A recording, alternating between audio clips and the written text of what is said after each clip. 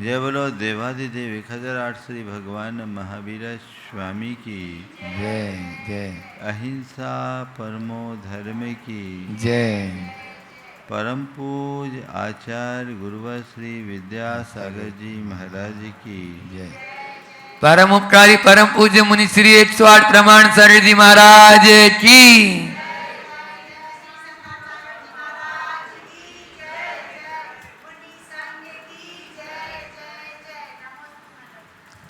हमारे जीवन में कभी एक रूपता नहीं रहती, कभी सब कुछ बड़ा व्यवस्थित रूप से चलता रहता है, तो कई बार उथल पुथल उतार चढ़ाव की स्थिति सामने आ जाती है। स्थितियाँ जब सामान्य होती है तो हम लोग सामान्य रहते हैं, परिस्थितियाँ जब असामान्य हो जाती है तब प्राय लोग बड़े परेशान होने लगते हैं। एक अलग प्रकार की व्यग्रता, बेचैनी या उद्विग्नता मन में उत्पन्न होने लगती है, अशांति प्रकट हो जाती है, जिसे हम बोल चाल की भाषा में आकुलता कहते हैं। ये आकुलता एक ऐसी नकारात्मक वृत्ति है जो हमें अंदर से व्यग्र, बेचैन, अशांत और परेशान करती है। हमारे जीवन का मूल लक्ष्य जीवन में सहजता को प्राप्त करना है। हम जितना भी धर्म कर्म करते हैं वह सब उसी सहजता की प्राप्ति के लिए करते हैं। अपने जीवन में वैसी सहजता और सरलता बनी रहनी चाहिए, पर प्रायः देखने में ऐसा आता है कि हम धर्म करते हुए भी सहज नहीं रह पाते। हमारी साधना मूलतः निराकुलता की साधना है। हम लोग ये दो पंक्तियां छैडालाकार की अक्सर दोहराते हैं। आत्म को हित है सुख सो सुख, आकुलता बिन लय। आकुलता शिव माही न ताते, शिव मग लाग्यो चाहिए। अगर तुम्हें सुख चाहिए तो आकुलता से मुक्त होना होगा। आकुलता अपने आप में दुख है, और जितनी प्रगाढ़ आकुलता होगी उतना दुखी रहोगे और उसमें तुम्हारा संसार बढ़ेगा। यदि मुझसे पूछो तो मैं कहूँगा आकुलता ही बंधन है और निराकुलता ही मुक्ति। मुक्ति और कुछ नहीं। अपने चित्त को पूरी तरह आकुलता से मुक्त कर लेना ही मुक्ति है। अंदर कुछ भी हो, सहजता बनाए रखना, स्थिरता बनाए रखना। पर ऐसा होता नहीं। हमारे मन में पलने वाले अज्ञान, मोह, आसक्ति या हमारे चित्त की अपेक्षाएं हमें बहुत ज़्यादा आकुल करती है, व्यग्र और बेचैन करती है। हम कोई भी काम करने के बाद उसके परिणाम को लेकर अक्सर परेशान रहते हैं, और उससे हमें अशांति तो मिलती ही है, हमारी योग्यताएं भी प्रभावित होती है, क्षमता भी कुंठित होती है और व्यवहार भी बिगड़ जाता है। अपनी योग्यता को सही बनाए रखने के लिए, अपनी क्षमताओं का भरपूर उपयोग करने के लिए और अपने जीवन को हमेशा सहज और प्रसन्न बनाए रखने के लिए हमें आकुलता से मुक्त होना जरूरी है। निराकुलता को अपने जीवन का लक्ष्य बनाइए। तो कैसे आए? जब हम हर स्थिति में सहजता लाने की स्थिति में आ जाए। कुछ भी हो सहज रहो। सहजता में निराकुलता है। और जब जब हम आकुलित होते हैं, असहज हो जाते हैं। 4 स्थितियां हैं जिनमें हमें सहज होने की जरूरत है। आकुलता कब आती है? जब हमारे मन के विरुद्ध कुछ होने लगता है ना?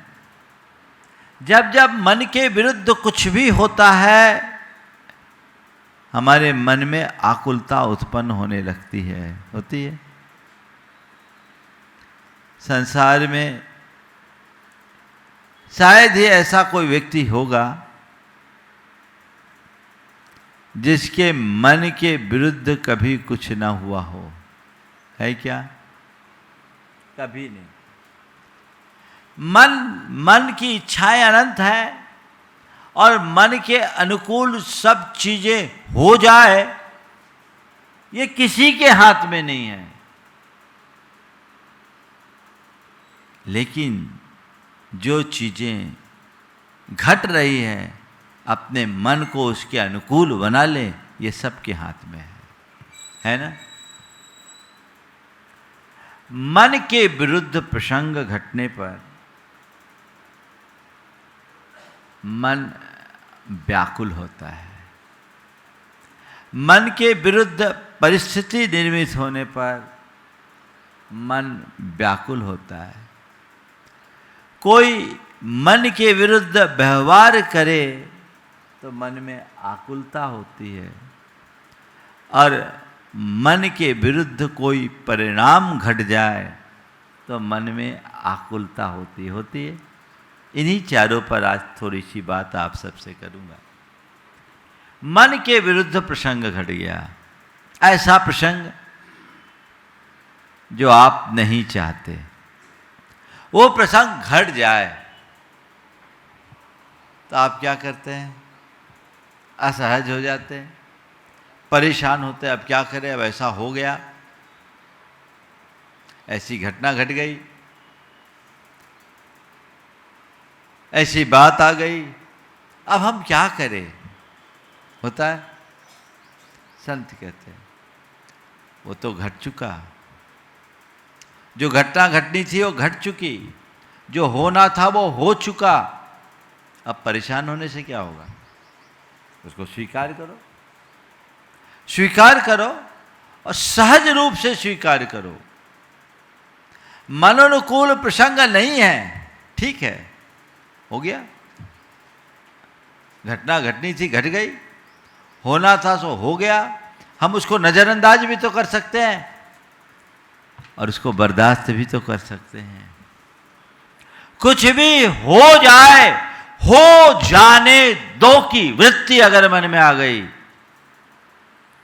तो कोई आकुलता होगी नहीं ना? अब देखिए आप लोगों की आकुलता कैसी होती है।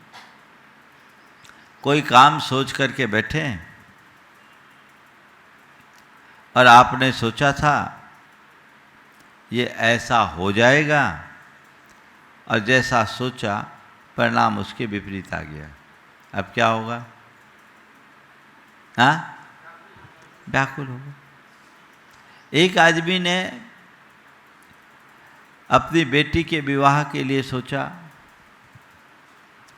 अच्छा घर मिल जाए, अच्छा वर मिल जाए। संयोगतः जैसा सोचा था उससे अच्छा मिल गया।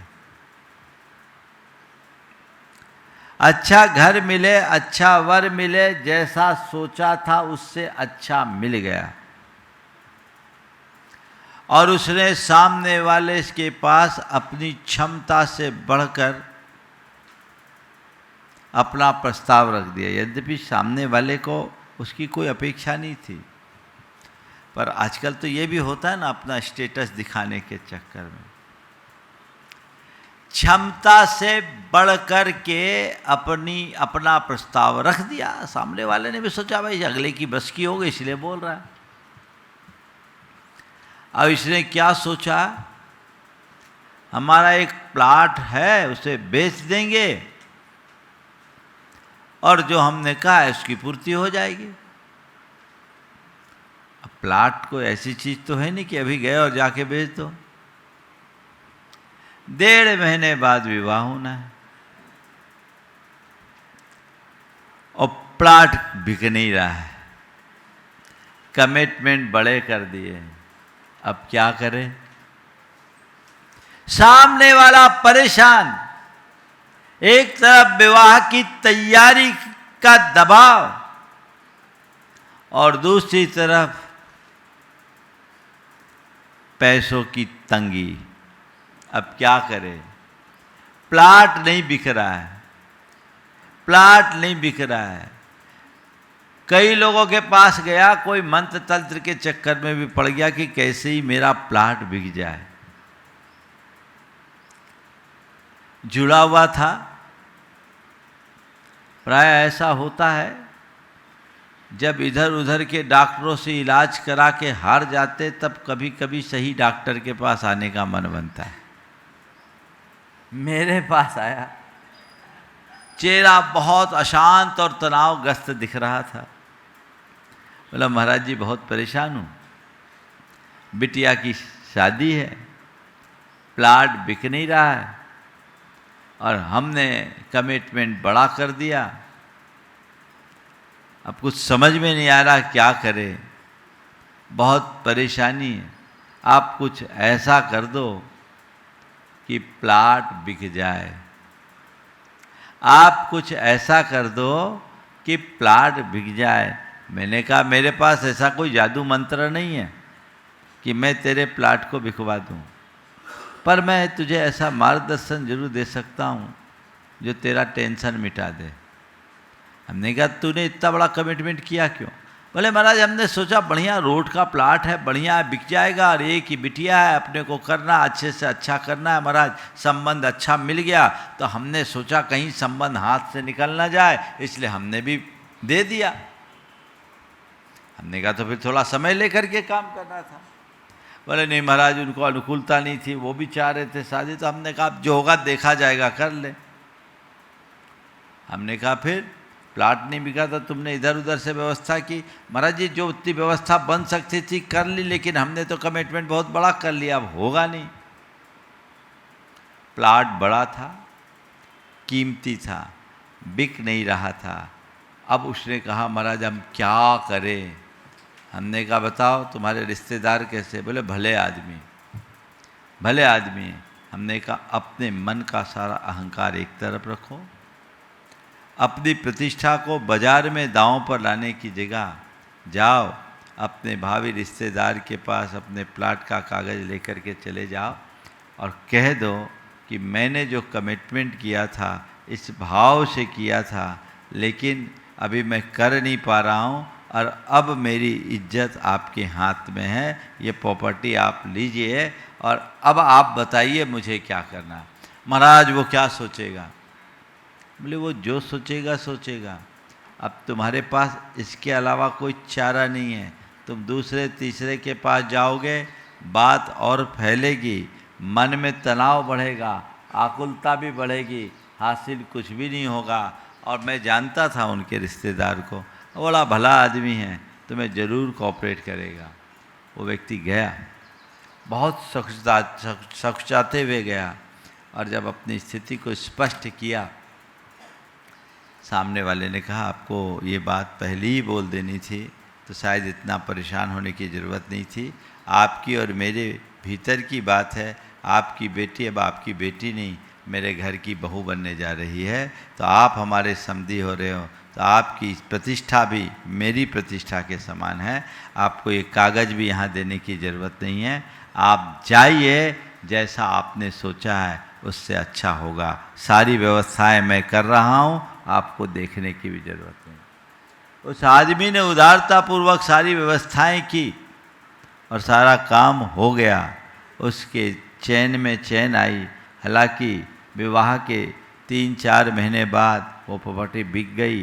वो अगले को पैसे भी दे दिया और अनुरोधपूर्वक दिया, आग्रहपूर्वक दिया, वो ले लिया, लेकिन टेंशन मिट गई। आकुलताएं हम खुद पालते हैं अपने अपेक्षाओं का विस्तार करके। संत कहते हैं इतनी अपेक्षाएं ही अपने अंतरंग में ना पालो जो तुम्हें परेशान करे।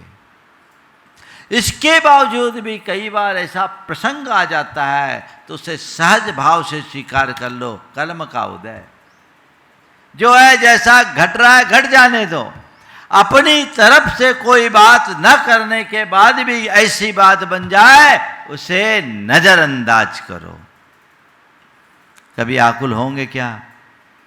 कोई भी कुछ भी कैसा भी प्रसंग आ जाए, हाँ ठीक है, मन के विरुद्ध प्रसंग घटा है, घट जाने दो,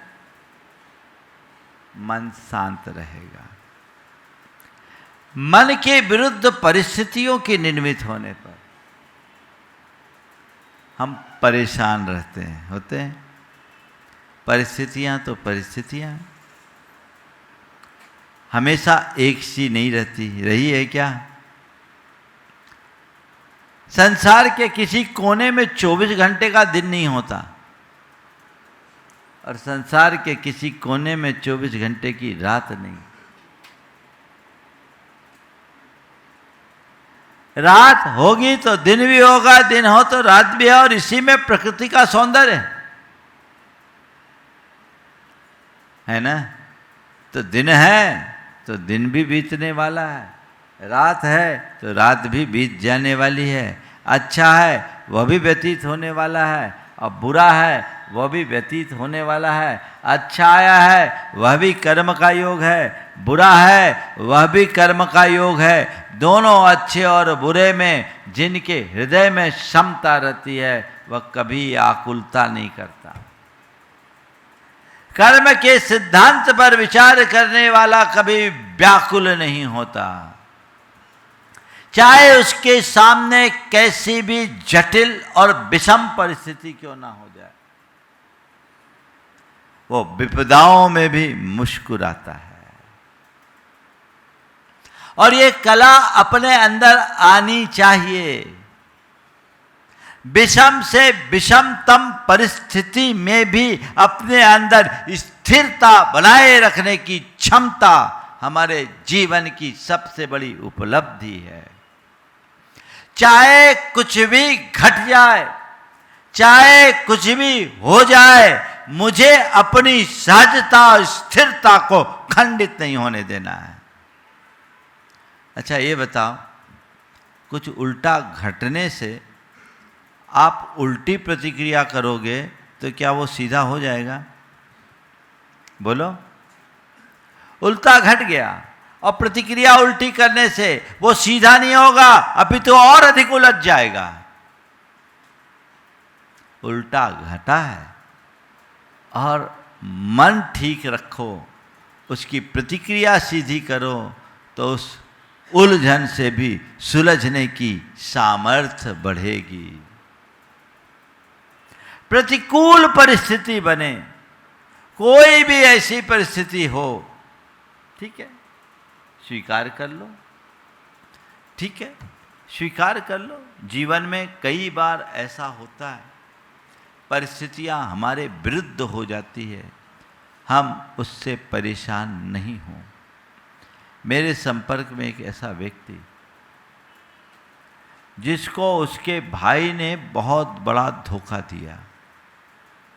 भाई पर अंधा विश्वास रखने वाला व्यक्ति अपने पुत्र के व्यामोह में फंसकर सारी संपत्ति हथिया लिया।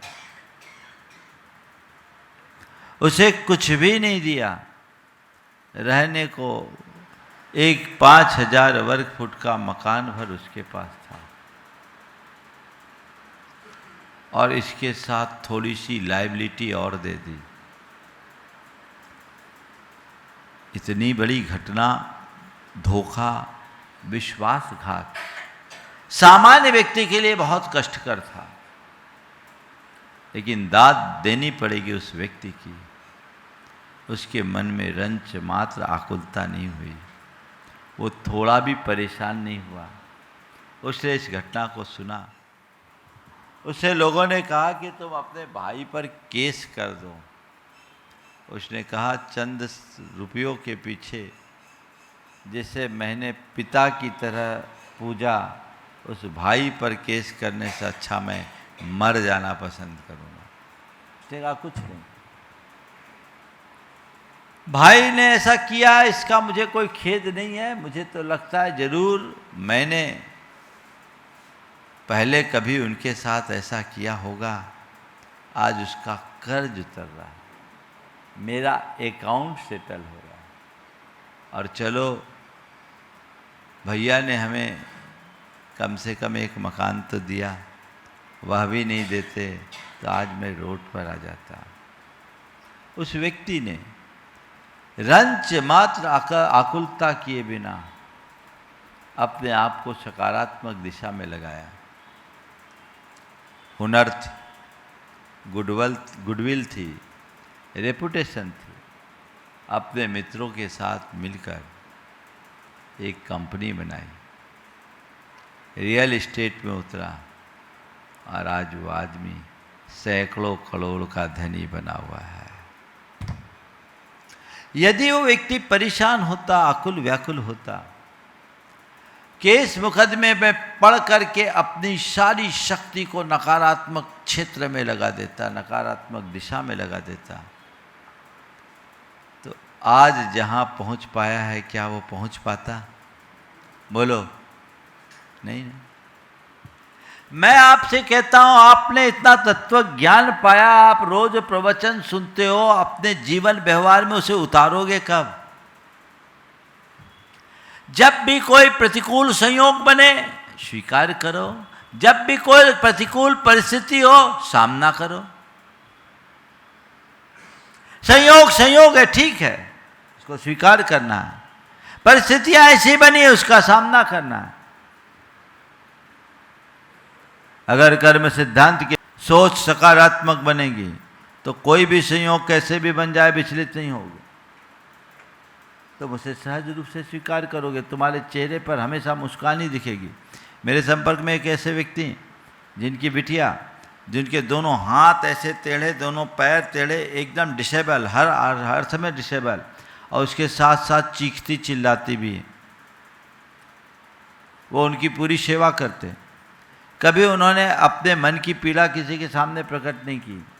मैंने एक दिन ऐसे ही पूछा तो उन्होंने कहा, महाराज जी मैंने एक ही बात जाना है कि मैं इस बिटिया की जितनी सेवा लिखा कर लाया हूँ मुझे करना है, और ये बिटिया इस सेवा के निमित्त से मेरी तपस्या का निमित्त बन रही है। मैं उसे उस रूप में देखता हूँ, मैं इसे कभी बोझ नहीं मानता, और यही मानता हूँ कि ठीक है मेरी बिटिया आज लाचार है, मेरी बिटिया आज चीखती चिल्लाती है, पर कम से कम किसी को काटती तो नहीं है। एक ऐसी भी मेरे मित्र की बेटी है, उसके साथ तो ये स्थिति है कि चीखने चिल्लाने के साथ जो सामने आ जाए उस पर आक्रामक हो जाती है, उसको काटने का प्रयास करती है।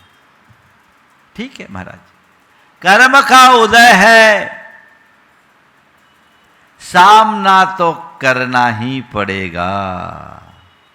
अच्छा ये बताओ, जब कभी ऐसी सिचुएशंस आते हैं, ऐसी परिस्थितियां बनती है, आपके रोने धोने से क्या वो टल जाती? उसमें कुछ सुधार होता है क्या?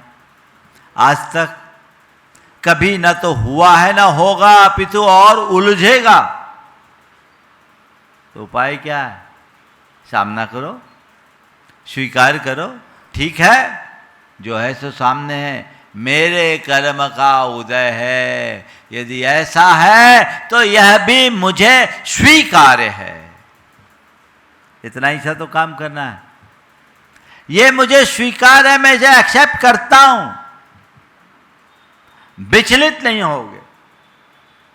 ये बाहर का संयोग है, बना है, बदलेगा, और ये भी मैं मानता हूं कि आज बुरा है तो वो भी स्थिर नहीं है, अच्छा है तो भी स्थिर नहीं है, अच्छा है वो भी बीतने वाला है, और बुरा है वह भी बीत जाएगा।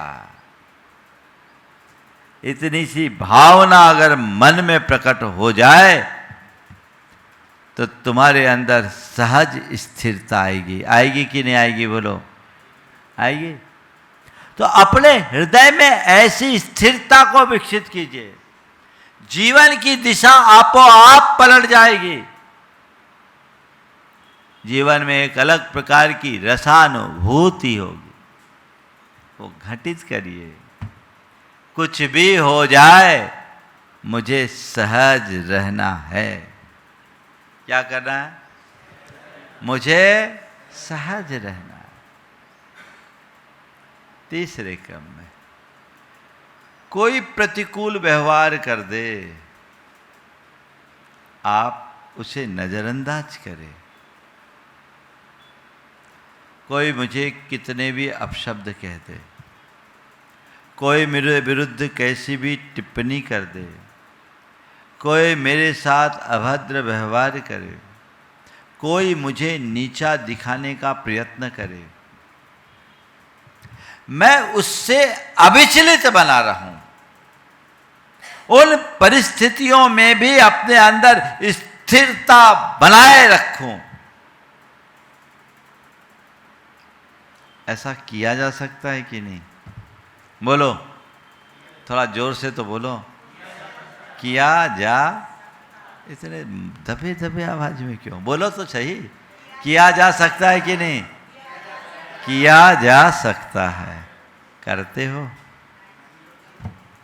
क्यों नहीं? कई जगह आप करते हो। बताओ कहां कर लेते हो? जिससे प्रेम होता है वो कुछ भी बोल दे, सब झेल लेते हो।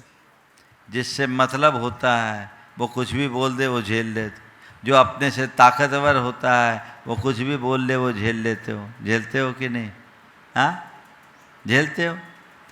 अरे महाराज, झेलना पड़ता है।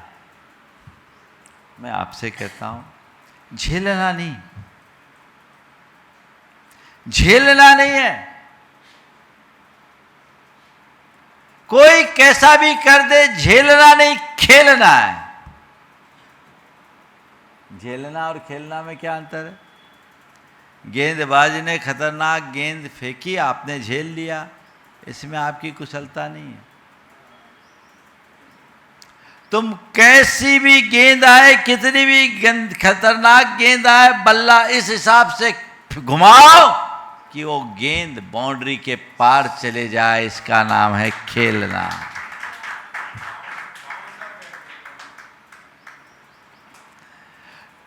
झेलो मत, खेलो।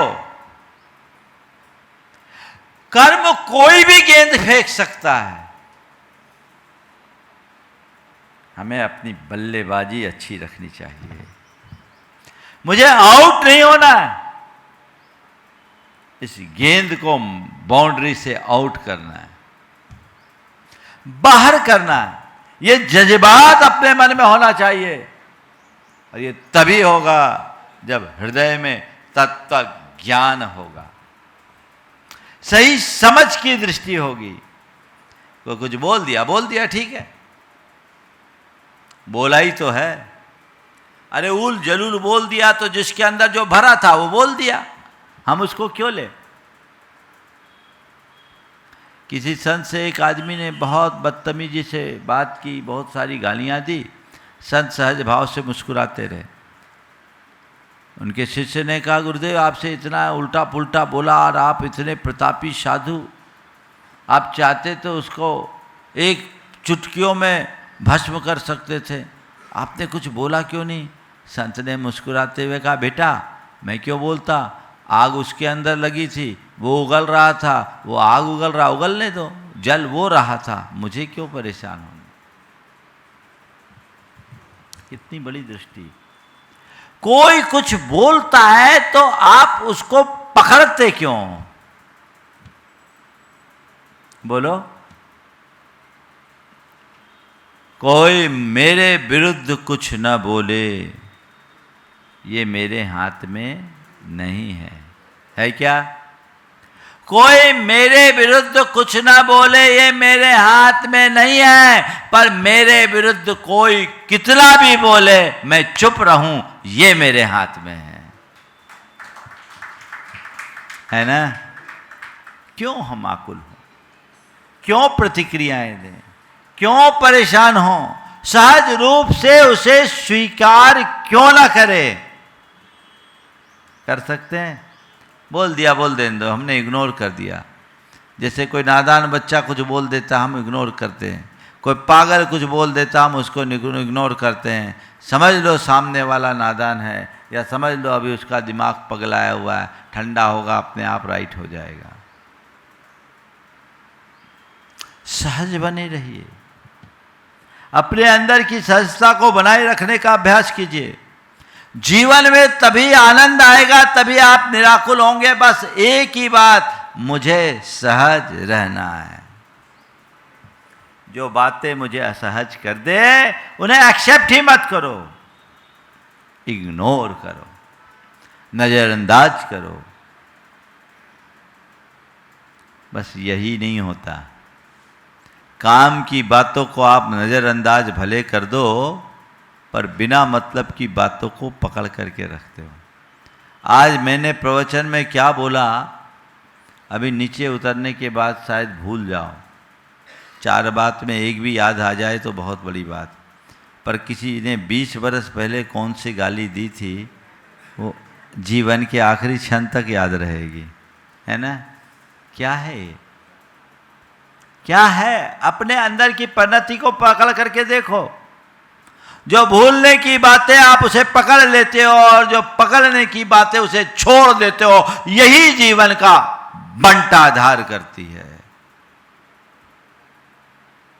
भूलो, नजरअंदाज करो। जो मुझे आकुल बनाए, जिससे मेरे हृदय में व्यग्रता और बेचैनी हो, जिससे अशांति पले, मुझे उसे नजरअंदाज करना है। इतना ही तो काम करना है। करा जा सकता है कि नहीं? बोलो। करा। अरे महाराज, आप तो जो बोलते हैं सब प्रैक्टिकली बोलते हैं। हम लोग हैं जो केवल बातें करते हैं। बातें नहीं, व्यवहार में उतारने से जीवन का काया पलट होगा। तो व्यवहार में उतारने का प्रयास होना चाहिए, उसका अभ्यास होना चाहिए। चौथी बात, प्रतिकूल मन के विरुद्ध परिणाम आ जाए। अब रिजल्ट निकलना था, हमने तो सोचा था यूपीएससी में इस बार मेरा सिलेक्शन हो जाएगा, रह गए। क्या हो गया? रह गए। अब टेंशन, आकुलता, कई लोग इनके कारण डिप्रेशन के शिकार हो गया। सोचा था हमने चना रखा है, दाम बढ़ जाएगा, उल्टा दाम घट गया। अब क्या हो गया? भाव गिर गए, भाई साहब सड़क पर आ गए। टेंशन। सोचा कुछ था और हुआ कुछ। परिणाम जब मन और अपेक्षा के विरुद्ध होता है तो मन उसे स्वीकार करने को राजी नहीं होता। वो हमें भीतर से बहुत ज़्यादा आकुल व्याकुल बना देता होता है। ऐसी स्थिति में जब मन आकुल व्याकुल होने लगे तो अपने आप को कैसे संभालो? एक ही बात याद रखो, मेरे हाथ में प्रयास है, परिणाम नहीं। प्रयत्न है, परिणाम नहीं। मैं प्रयत्न करूं, परिणाम जो हो उसे सहज भाव से स्वीकार करो। परिणाम जो भी आए उसे सहज भाव से स्वीकार करो। परिणाम को अगर हम स्वीकार करना शुरू कर देते हैं तो फिर कभी कोई दिक्कत नहीं। ठीक है भैया, आगे देखेंगे, इस बार नहीं तो अगली बार देखेंगे। थोड़ा धैर्य रखेंगे, मेरे कर्म का उदय है, मन के विरुद्ध परिणाम आया है, मुझे उसे स्वीकार करना है और स्वीकार करने के अतिरिक्त मेरे पास और कोई दूसरा उपाय भी नहीं है ना? आप स्वीकार कर पाते हो? बहुधा ऐसा होता है कि हम सोचते कुछ है और होता कुछ है। संत कहते हैं अगर इसे एडजस्ट कर लोगे तो आनंद में रहोगे, और नहीं कर पाओगे तो परेशान रहोगे। तो कैसा भी उल्टा परिणाम हो, अपने अंदर के भावों को अच्छा बनाए रखने की कोशिश करो। अपनी ओर से कभी ऐसा करो नहीं कि कुछ गलत हो जाए, पर अगर गलत होता है तो उसे स्वीकार करने में रंच मात्र विलंब मत करो। निराकुल होने का केवल यही एक मार्ग है, और ये सब चीजें आपके जीवन में सहज आएगी। कुछ मत कीजिए, भावना योग कीजिए। और ये भावना योग का आज जो मैं प्रयोग आप सबसे करा रहा हूं, केवल इसे आप अपने जीवन में उतार लीजिए। आपके जीवन में हमेशा सहजता और स्थिरता बनी रहेगी, सकारात्मकता बनी रहेगी। आप अपने जीवन को ऊंचाई तक पहुंचा सकेंगे। इससे पहले कि भावना योग की बात करूं, कल का दिन आप लोगों के लिए विशेष दिन है, रविवार है। कल आप लोगों ने अपने कार्यक्रम भी रखे हैं। पंचकल्याणक कोई साधारण अवसर नहीं होता। भगवान के पंचकल्याणक में सहभागिता लेना यानी अपने जीवन के कल्याण का बीजारोपण करना, अपने जीवन के कल्याण को सुनिश्चित करना। हम ऐसे पंचकल्याणक के लिए अपनी मानसिकता बनाएं। आप लोग बना ही चुके होंगे, जिनको जैसी बनानी है आप उससे लाभान्वित हों। परसों के दिन जो शांतिनाथ विधान होना है, ये शांति विधान मूल संस्कृत का शांति विधान अपने आप में अद्भुत विधान है। आप सब पूरे उमंग उल्लास के साथ उसमें अपनी सहभागिता सुनिश्चित करें। सारे भोपाल को इसकी सूचना दें।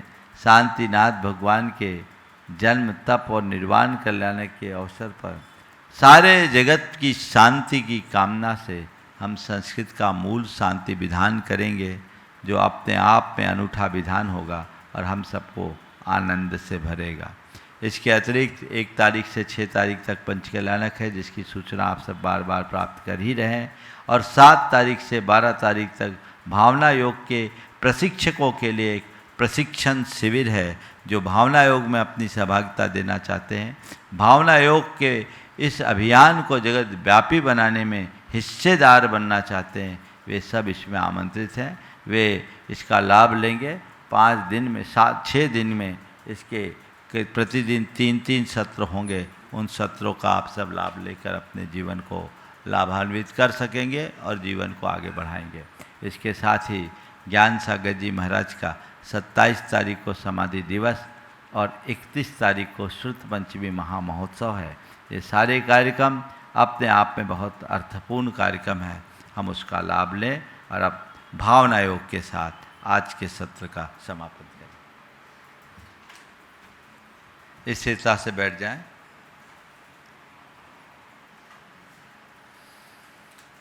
हे प्रभु, आपके चरणों में कोटि कोटि वंदन, कोटि कोटि वंदन, कोटि कोटि आभार, कोटि कोटि आभार। हे प्रभु, हे प्रभु, मुझ में ऐसी समझ जगा दो कि मैं हर स्थिति में सहज रह सकूं।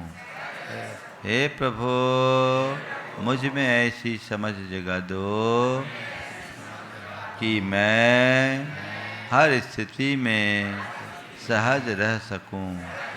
हे प्रभु, मुझ में ऐसी दृष्टि भर दो कि मैं सहज रह सकूं, मैं सहज रह सकूं, मैं सहज रहूं, मैं सहज रहूं, मैं सहज रहूं, मैं सहज रहूं, मैं शांत रहूं, मैं शांत रहूं, मैं शांत रहूं,